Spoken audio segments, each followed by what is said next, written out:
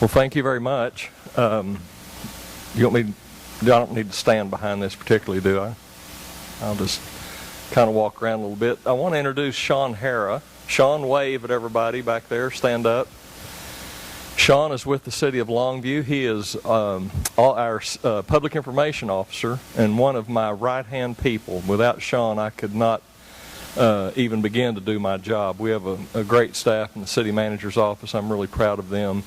And Sean is just one of several young people that has a promising future in local government with the City of Longview, and we're really blessed to have him. So meet Sean before he leaves, before you leave tonight. Okay, I wanted to just visit a little bit. I've got a lot of slides here, and we're going to go through a lot of them quickly. Some of them I want to give you a little background about city government and kind of where we are, and show you your elected officials, and then talk about our budget and then some things some exciting things I think that we've got going as a city, and then be happy to take any questions you might have and try to answer those as well. Longview is a home rule city. Now, the way that we are set up in the state of Texas, home rule cities are available for cities with populations of 5,000 or greater. They're also called general law cities, and those are constituted under the statutes of the state of Texas for your smaller outlying communities. But most cities are home rule organized and constituted, and that's a good thing, because what that does mean is that local people have the biggest say in their local government. We don't want people from Austin telling us exactly how to do our business. We want to be a home rule city where the people that live here have the most at stake here, have the loudest voice here as well. Home rule cities, we looked at what they do. They look to the state to tell them what they are prohibited from doing. County government is a little bit different. County government, they really can't do much of anything unless it's expressly stated in the statutes. Cities and home rule cities are a little differently. We can pretty well do most things unless it expressly tells us not to. So there's a little bit of difference. We at the city level have a little bit more flexibility in doing things to help our communities. And then residents choose these forms of government. Ours is a council manager form of government. That means the city council is elected and they hire a city manager to run the day-to-day operations, much like a school district is formed, where you have school trustees and then the superintendent. Jay Dean is our elected mayor, elected to the city council in 1998, and then he has served as mayor in 2005. Jay will be, his term will be expiring in 2015, and he will be termed out. We have term limits in the City of Longview charter. Mayor Dean, of course, if you've heard him speak, you know he's a Louisiana guy and an LSU fan, but he's done a great job for the City of Longview, and we appreciate all that he's done. The mayor, as a member of the council, presides at the meetings. He votes on action items, votes on every action item, not just to break a tie. In some cities, and depending on the charter, the mayor does not vote. He only breaks a tie. Here in Longview, he can vote on the issues. He serves as spokesman for the city. He's recognized as the head of the city government. No administrative duties. The city manager has those responsibilities, but he is the public face, really, of the city.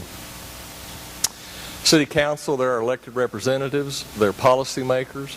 The big picture, they're elected by districts. We have districts in the City of Longview, and so we have 6 council members elected district, and the mayor is the only at-large candidate that we have. They approve the budget and tax rate, they adopt ordinances, and they establish goals and provide direction. And so anyway, that's who I work for, is the mayor and the city council. How many of you have 7 bosses? Anybody here while you were working?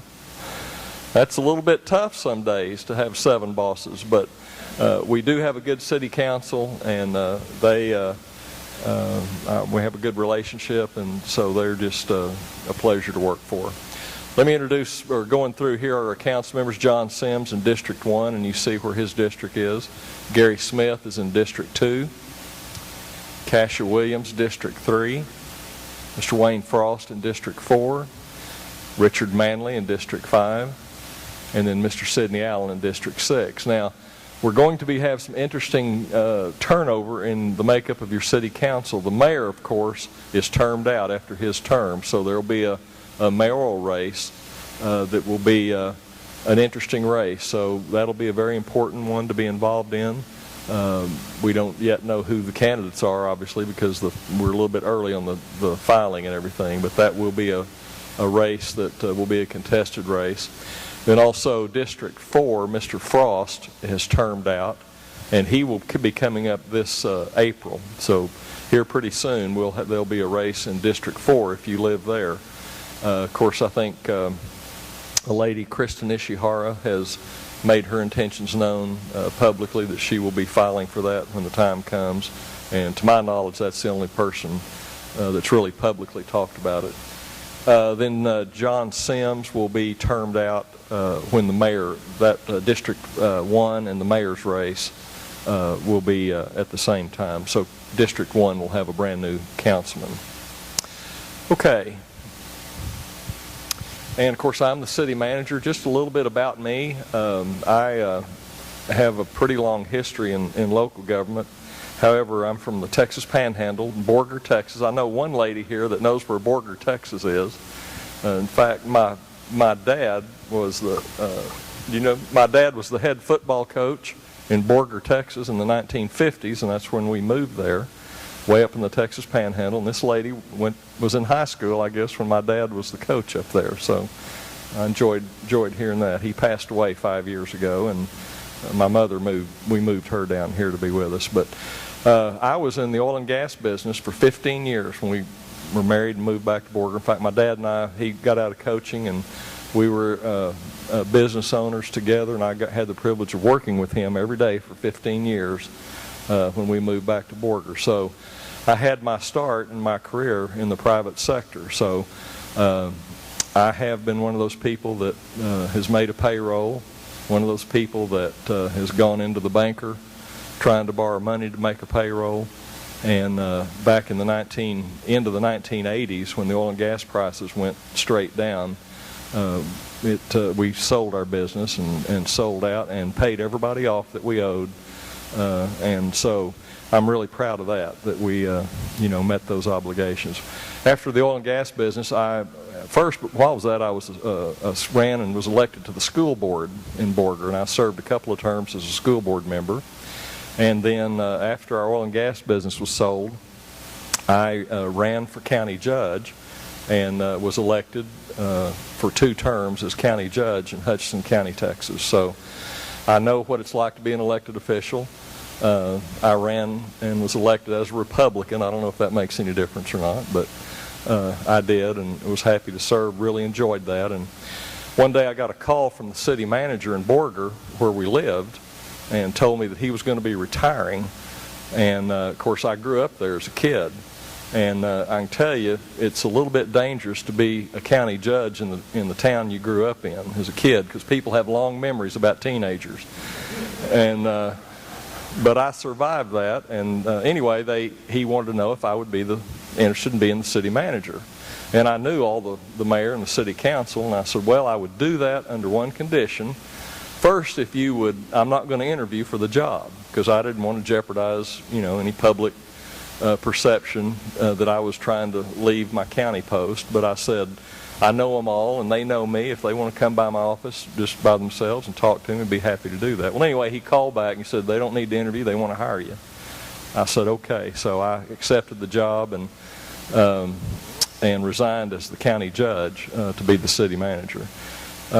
Now, being the city manager in the town you grew up in is equally as trying. And Borger is a town of about 15,000 people, so you go to the grocery store and your 7th grade English teacher would hit you up about her water bill, or your old football coach would be upset because he got a parking ticket. So here you are, a small town city manager, you're supposed to take care of those things, local hometown boy. But I spent 6 years as the county judge and then 7 years as the city manager in Borger. And And then my wife and I turned 50.